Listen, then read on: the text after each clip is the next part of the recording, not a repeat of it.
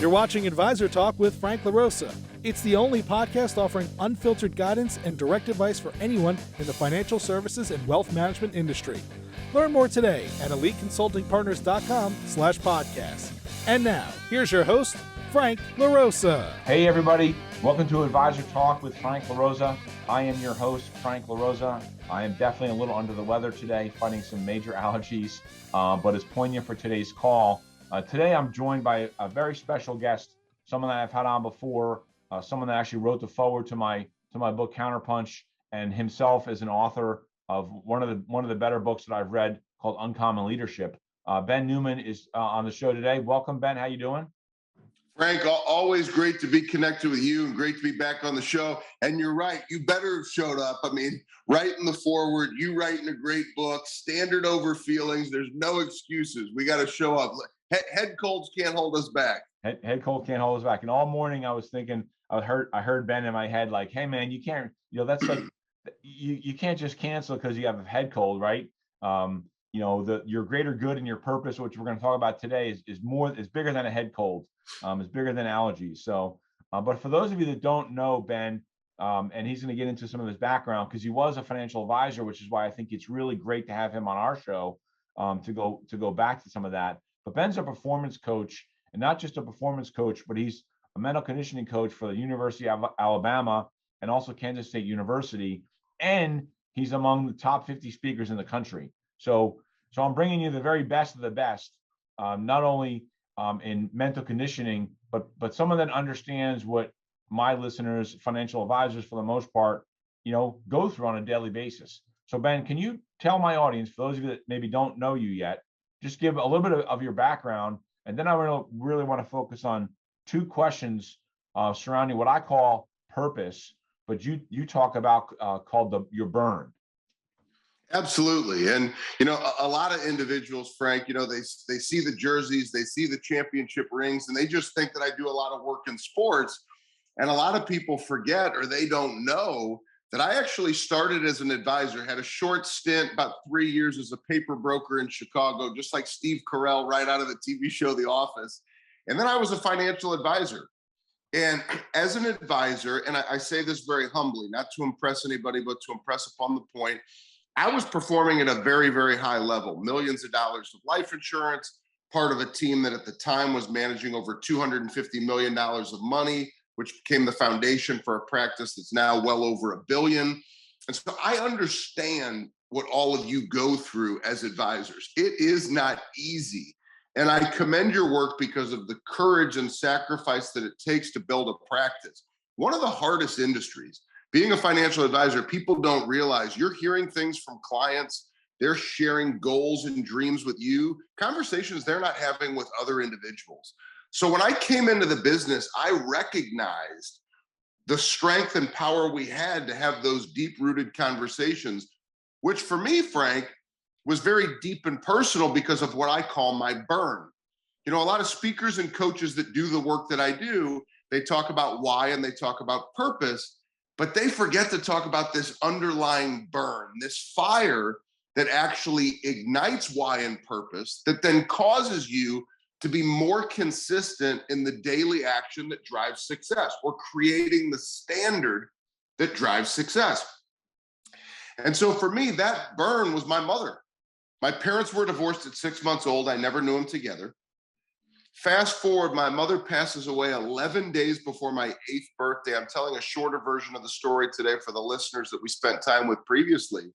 But my mother taught me how to fight. She had a journal, Frank, where she wrote, beat the statistics, beat the odds, live with the disease that is chronic and fatal, believe in yourself, combat anything, purpose in life. So all I've ever known, those were my mother's words as we had 24-hour nursing care in the house. She'd come to the dinner table with an IV stand every night to ask me how my day was at school. So Frank, I've realized that no matter what your circumstance, you get to choose the response. No matter how you feel, it's your choice how you show up. And so for me, there's a standard that I've chosen to live to, connecting to my burn in order to fight one day at a time, to try to be the best I can be one day at a time. And that's what our work typically speaks to, is connecting you, Frank, or each of your listeners to that burn that actually ignites that why and that purpose that then causes you to become more consistent with the action, the disciplines, the standard that'll cause you to drive your highest levels of success. Awesome. So I'm going to get into a question because it's something that that intrigues me, and I've been talking about this with my team as we're growing, and really connecting with what their purpose is, and the burn, and creating that standard.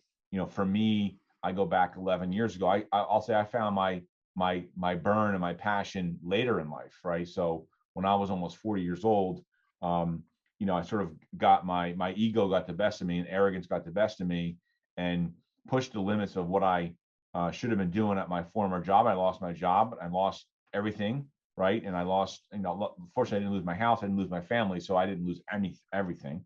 I had the most important things, right? But for me, starting this company and the purpose on a personal level to never go back to that situation again, never to feel that loss again, never to ever come in, just sort of ever step over the line or perceived line, and to always do the right thing all the time, and then to really help the financial advisor community with this massive transition that's going into, that we're dealing with right now, and even more so coming out of COVID. So I sort of found my burn and my purpose later on, and I've been talking about purpose over profit, because I think too many people put profit over purpose, and it doesn't end well. My question to you, the first question is, I found mine sort of naturally because I went through a tragedy. You found yours through essentially tragedy, right? As leaders, how do we help the people around us find that burn or that passion? Like, what can we do? Because that's the sort of the greatest thing that we can do as a leader, right? Is help somebody who maybe hasn't found it yet, but doesn't realize that it's there. Help them find that, because that can really rocket fuel them into much more success. So how do you do that? With the coaching at University of Alabama, the business companies that you coach with, what are your sort of tidbits for a leader, how to help our people around us? It's a great question. So let's start with what you and I have gone through, which is challenge and adversity. Our challenge and adversity has clearly defined our burn. It's like when I think of my mother and I think of her name every single day when I wake up, her name is actually on my alarm on my phone. And so once I see that, there's no hitting the snooze button and going back to bed. I also keep a journal where I write down her name, right? So I connect to my burn. You connect to your burn. It causes you to want to attack. There's also individuals who their sacrifice that has been made for them, and they appreciate that sacrifice. That's become their burn, which ignites to their why and purpose. Or they're currently sacrificing for somebody. Then what you're speaking to are those individuals who maybe they say, Frank, Ben, I haven't been through challenge and adversity like you've been through. And we would probably say to them, I'm glad that you haven't been through what we've gone through, because you wouldn't necessarily want to have loss or pain through business and personal. So those individuals, you have to help them find and understand what that burn is. Because the easy thing, Frank, is to listen to our self-talk and say, I don't really have a burn. I'm just going to show up and do what I'm going to do. And what ends up happening is you do focus on the wrong things. I'll just focus on profit. I'll go make a lot of money. And people don't realize when you understand that burn and what ignites you, and you connect to that first, you will make way more money. No, that's my point, right? Even the individuals right now who might be listening going, this guy doesn't know what he talks about. I'm already making 7 figures. I'm already making a lot of money, right? No, you will make more money too. So that individual, and I work with people making millions of dollars. I've got professional athlete clients that have signed over $200 million contracts. So, when people share their incomes, it really doesn't impress me, because you better come with a really big number. Right. And so for me, I say, stop worrying about the money. The money is a byproduct of connecting to your burn and attacking every single day. I'll share a story of a financial advisor. I was working down in Orlando. So this was an advisor that you probably have had conversations with. One of you might be listening where you say, I don't know what my burn is. No challenge, no adversity, not really connecting to the sacrifice piece. So I had said to this advisor, I said, look, I prefer to go deeper than the material or money, but is there anything that you're focused on right now? He said, yes. He says, we're focusing, and this is a high producer. He says, we're focusing on building a new house. He goes, I would love nothing more than to build a house for my wife that's her dream house. Every cabinet, every nook and cranny, everything is exactly the way that she wants it. I said, well, I would prefer for you to go deeper, but maybe that's your burn. Maybe that's your short-term burn. You're going to work harder in an effort to provide the dream home for your wife. I was okay with that. He takes off. I'm there about a year and a half later. Same advisor, Frank. Man, I'm struggling again. I'm struggling. So, what's going on? Man, my burn. It's just things. I don't know what's going on. I feel like I'm not growing anymore. I looked at him. I said, your house is beautiful. He looks at me. He says, what? I said, yeah, your house is beautiful. I saw the pictures on Facebook. I said, your burn was the house. You're now in the house. So right. You're no longer connecting to what's going to get you to that next level. And I said, so now maybe it's college education for your children that's fully paid for. Maybe it's a wedding fund for your daughter that's going to be fully paid for. I said, I don't know what it is, but we have to find something else. And so the easy thing, Frank, is to just say, I don't really do that. I just show up and work hard. Don't listen to your self-talk. Silence your self-talk and work on finding that deep-rooted burn. A powerful question that can also get you there is grab your future and bring it to today.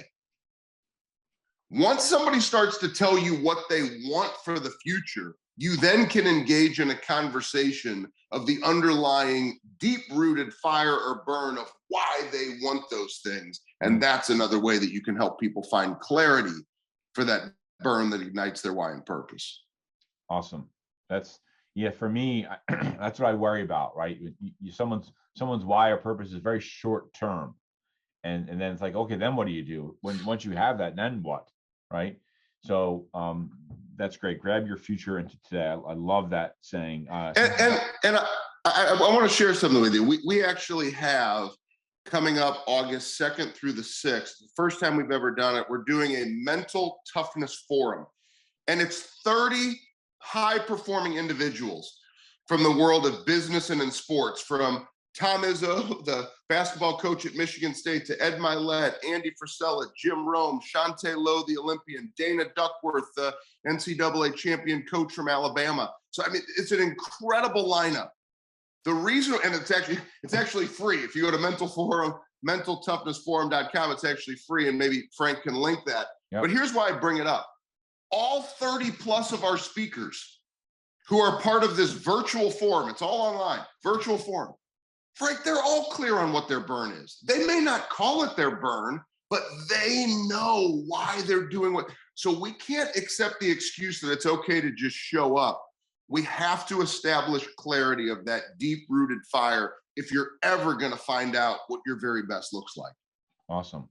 So if I turn the page to my second question, now let's put our business hats on. Right now we're business owners, and in our space, there's a huge movement towards independence. So W-2 advisors at Merrill, Morgan Stanley, Wells Fargo, going and starting their own individual private practices, right? Sure. Sort of like you were. I'm coaching advisors like that every day. So yes, absolutely. So you know it, and some of them, they have this vision in their mind, and they have people around them, and you don't want to sound selfish, but my follow-up question to that is, how do you get people to buy into a firm purpose, right? So there's their individual purpose to accomplish their own individual goals.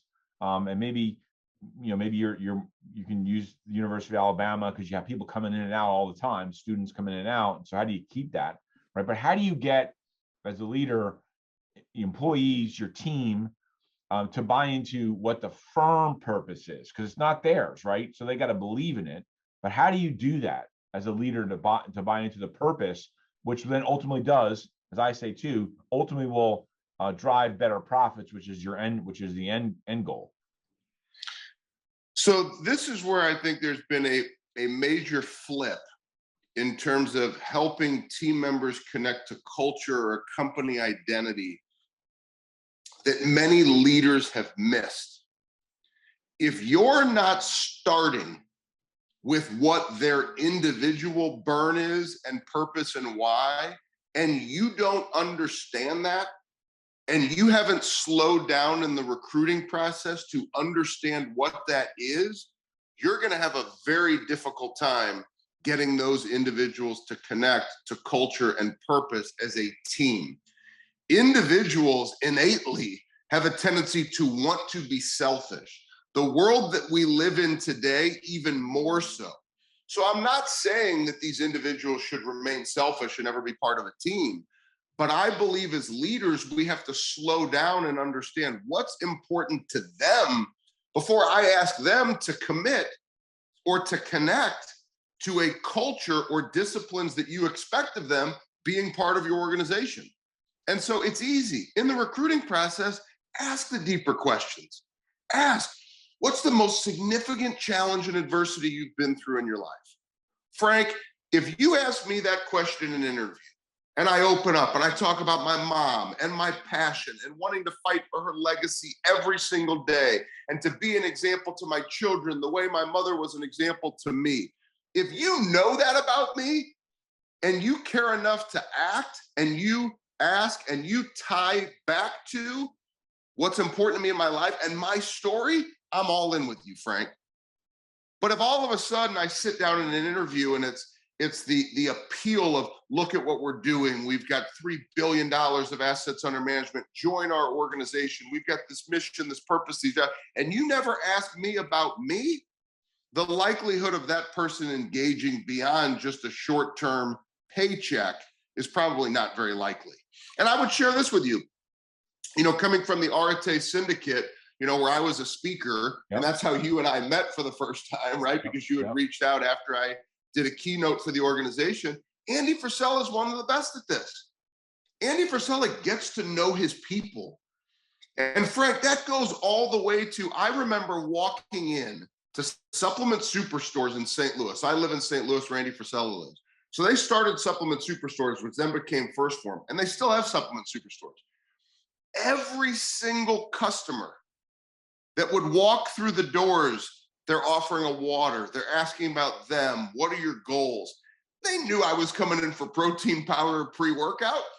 What'd you come in here for today? Instead, they start with what's important to the individual. You see that in their organization, and he has this army of individuals wanting to go to battle for him every single day, and that's how he's built his culture. And there are so many success stories like that in this country that help us better understand. Connect to this first.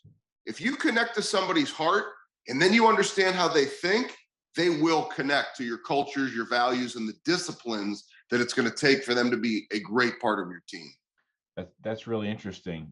And I guess you can further take that down to, as a financial advisor, doing the same thing with clients, right? Because many financial advisors, oh, you have $1 million portfolio. Well, let me show you how smart I am. And I'm going to do an asset allocation of stocks and bonds, instead of getting into the core of what keeps that potential client up at night, and understanding, getting into who they really are, and the investments are secondary, right? So you nailed it. So here's an interesting perspective for me. So we actually we still have a full-blown financial advisors academy. So I do one-on-one work with advisors, and then we have a full-blown financial advisors academy where we're coaching advisors online as well. And here's one of the things that I always talk about. It's the fact I'm now the marketplace. You know, it's interesting for me, Frank, because I used to be the advisor. So I understand it from the advisor's lens. I now understand it from the client lens. And if you want to work with me, and all you want to do is tell me how great you are, how smart you are, how you were able to do this in the market, you're no different than the other advisor down the street. Because the reality is, unless you work for a certain firm or a certain sector, maybe there are some proprietary products, But at the end of the day, it's going to come down to asset allocation, the portfolio that you build, and I can have those same underlying holdings at most organizations around the country. So at the end of the day, you better understand my risk tolerance. You better understand if I want to invest in companies in the short term, midterm, and long term. You better understand if all I want to do is park money in safe dollars. You better understand me and how I think and how I connect to money if you ever think we're going to connect to me giving you millions of dollars. And so that to me is the importance of understanding how a client's wired. I don't care how smart you are. I don't care what you manage here, what you manage over there. I care if you understand what's important to me and how you're going to help me hit my financial goals. That's awesome. That is, I think if you're listening to this and you're a financial advisor, you need to pay real close attention to that, because I talk to too many advisors that don't understand that. And that's what's going to take your business to a whole nother level. And let me just share a couple of my favorite questions when I used to engage an advisor that would be the same for, I appreciate when the advisors that we work with continue to ask me these questions. Are you open to me educating you on how life insurance works? Are you open to me evaluating the decision that you and your advisor made to enter this private equity company based upon your long-term goals?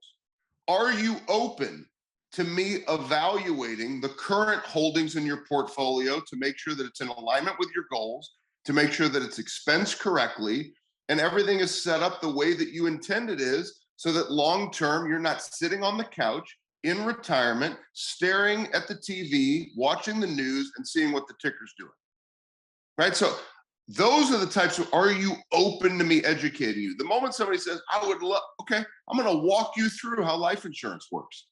We're going to unpack all of the underlying holdings based upon your tolerance. It could get a little boring for you, right? But we're going to unpack, right, at a high level or a very detailed level, why you have what you have, and make sure that you understand it.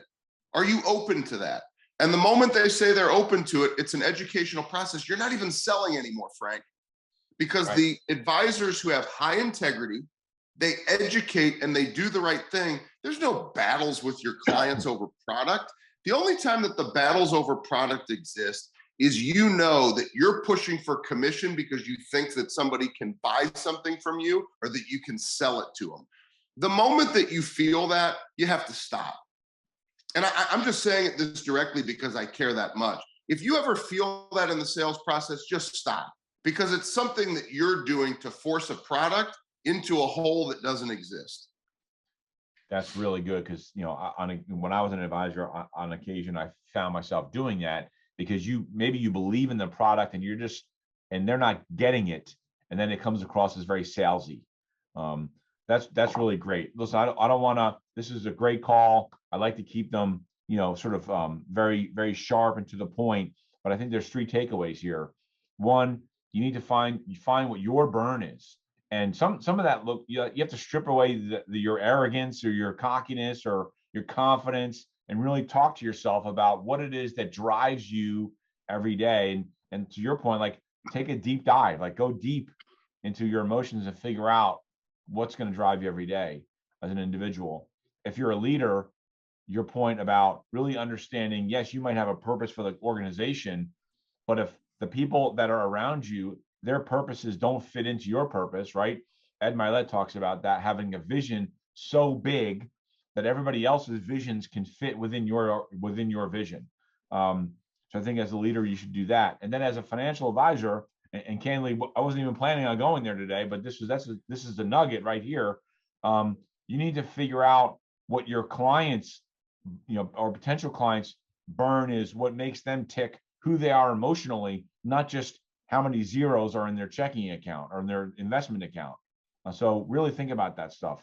So you made a couple of things. So the academy that you're doing in August, how do they find out information on the academy that you're running in August? So mentaltoughnessforum.com.